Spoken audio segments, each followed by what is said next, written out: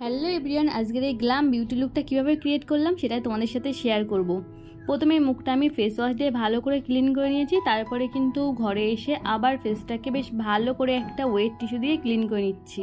যে কোনো মেকআপ করার আগে আমাদের স্কিনটাকে কিন্তু বেশ ভালো করে ক্লিন করে নেওয়া দরকার। তারপরে আমি একটা টোনার ইউজ করছি। স্কিনটাকে হাইড্রেট রাখার জন্য আমাদের কিন্তু টোনারটাও ইউজ করা খুবই দরকার। আর এখানে আমি টোনারটা ইউজ করলাম, এটা আমি বাড়িতেই তৈরি করেছিলাম, সেই টোনারটা ইউজ করলাম। দেন আমি একটা প্রাইমার ইউজ করলাম, এটা হলো সুইস বিউটির প্রাইমার। তোমরা তোমাদের কাছে থাকা যে কোনো প্রাইমার ইউজ করতে পারো। প্রাইমার ইউজ করার পরে বেশ 2-3 মিনিট মতো আমি আমার স্কিনটাকে ড্রাই হওয়ার জন্য ছেড়ে দিয়েছিলাম। তারপরে এখানে একটা আমার স্কিনের থেকে একটু ডার্ক কালারের শেড নিয়ে চোখের তলায় কালার কারেকশানটা করে নিচ্ছি। এখানে কিন্তু আমি অরেঞ্জ কালারটাও ইউজ করব, মানে আমার যেখানে যেটা প্রয়োজন সেই হিসাবে আমি ইউজটা করছি। চোখের তলাটায় আমার ডার্ক ব্রাউন কালারটা দিলে মোটামুটি ঠিকঠাক হয়, ওই জন্য আমি চোখের তলায় এটা দিলাম। এই পার্টটা তোমরা যদি স্কিপ না করে দেখো তাহলে কিন্তু বেশ ভালো করেই বুঝতে পারবে। আমার চোখের তলাটায় কিন্তু আমি দিয়েছি হালকা ব্রাউন কালার, যেহেতু আমার চোখের তলাটায় তেমন কোনো দাগ ছোপ নেই সেই জন্য। আর যেখানে যেখানে আমার একটু ট্যানের দাগ আছে, কালচে ছোপ আছে, সেখানে সেখানে কিন্তু আমি আর একটু ডার্ক ব্রাউন কালার নিয়ে কালার কারেক্টিংটা করেছি। আর যেখানে যেখানে আমার ব্রণের দাগ আছে, একটু দাগ ছোপ বেশি পড়ে গেছে, সেখানে সেখানে কিন্তু আমি অরেঞ্জ কারেক্টার দিয়েছি। তো এইভাবে যেখানে যে কালার প্রয়োজন সেখানে দিয়ে যদি তোমরা কালার কারেক্টিংটা করো তাহলে কিন্তু তোমাদের কালার কারেক্টিংটা বেশ ঠিকঠাক হবে। তারপরে একটা ওয়েট বিউটি ব্লেন্ডার নিয়ে সব কিছুকে ভালো করে ব্লেন্ড করে নিয়েছি। দেন আমি একটা ফুল কাভারেজ ফাউন্ডেশন আজ ইউজ করছি। তোমরা তোমাদের কাছে থাকা যে কোনো ফাউন্ডেশন ইউজ করতে পারো। আর এটা ছিল পিএসসির ফাউন্ডেশন। ফাউন্ডেশনটা কিন্তু বেশ ভালো, তোমরা মোটামুটি বাজেটের মধ্যে থাকলে এটা ইউজ করতে পারো। এটা মোটামুটি ওই 900-950 মতো পড়ে। মেকআপ করার ক্ষেত্রে তুমি ব্লেন্ডটা যত ভালো করে করবে তত কিন্তু তোমার মেকআপটা ভালো হবে। তো এখানে আমি ভালো করে ফাউন্ডেশনটা ব্লেন্ড করে নিয়েছি, তারপরে একটা কনসিলার ইউজ করে নিচ্ছি। আর এটা ছিল সুইস বিউটির কনসিলার। এই কনসিলারটাও খুব ভালো, বেশ ভালো ব্লেন্ড হয়। তো তোমরা চাইলে এটা ইউজ করতে পারো, না হলে তোমাদের কাছে থাকা যে কোনো কনসিলার দিয়ে তোমরা কনসিলিংটা করে নিতে পারো। যেহেতু আমার ফাউন্ডেশনটা ফুল কাভারেজ ছিল সেই জন্য আমি এখানে একদম অল্প অল্প পরিমাণে কনসিলার নিয়ে লাগাচ্ছি। আর কনসিলারটাও কিন্তু বেশ ভালো করে ব্লেন্ড করতে হবে, একদম স্কিনের সাথে যেন মিশে যায় সেইভাবে। মেকআপ করার ক্ষেত্রে যে পার্টটা আমার সব থেকে ভালো লাগে এবার কিন্তু সেই পার্টটা, ব্লাশ লাগানো।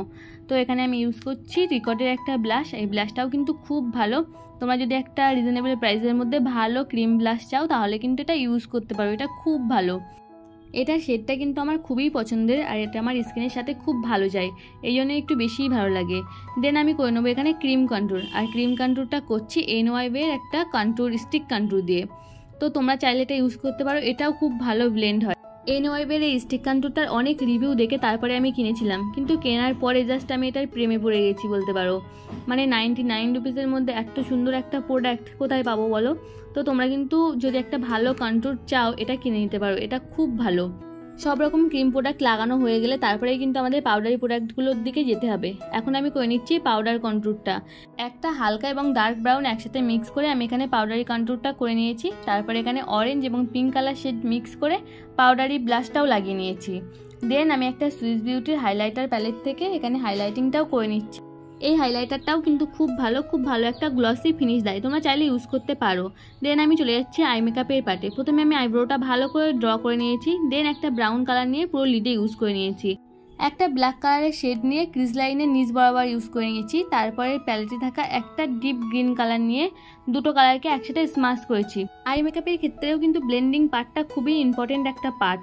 এখানে আমি দুটো কালারকে বেশ ভালো করে ব্লেন্ড করে নিচ্ছি। স্মোকি আই বলো বা যে কোনো আই মেকআপ বলো, ব্লেন্ডিং কিন্তু তোমাদের বেশ ভালো করে করতে হবে, সময় নিয়ে করতে হবে। যত ভালো করে ব্লেন্ডিংটা করবে তত আই মেকআপটা ভালো হবে।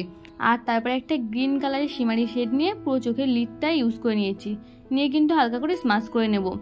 তারপরে আমি চোখের নিচটা খুব একটা কালারফুল আমার ভালো লাগে না, ওই জন্য ব্রাউন কালারটা ইউজ করছি। কিন্তু চোখে কিন্তু আমার কাজল পরতে খুবই ভালো লাগে। আর চোখের নিচটায় আমি এখন কাজলও পরে নেবো। কাজল পরার পরে আমি এখানে ল্যাশটাও লাগিয়ে নেবো। তারপরে আমি একটা পিঙ্ক কালার আর ব্রাউন কালারের শেড একসাথে মিক্স করে লিপস্টিকটা পরে নেবো। আর হেয়ারের ক্ষেত্রে খুব একটা বেশি কিছু করবো না, হালকা করে কার্ল করে তারপরে ছেড়ে দেবো। তো আমি মেকআপটা যতটা পেরেছি শর্টের মধ্যে তোমাদের সাথে শেয়ার করেছি। তোমরা অবশ্যই জানিও মেকআপটা কেমন লাগলো, আর আজকের এই লুকটা কেমন লাগলো সেটাও জানিও। আর ভালো লাগলে অবশ্যই চ্যানেলটিকে সাবস্ক্রাইব করে পাশে থেকো।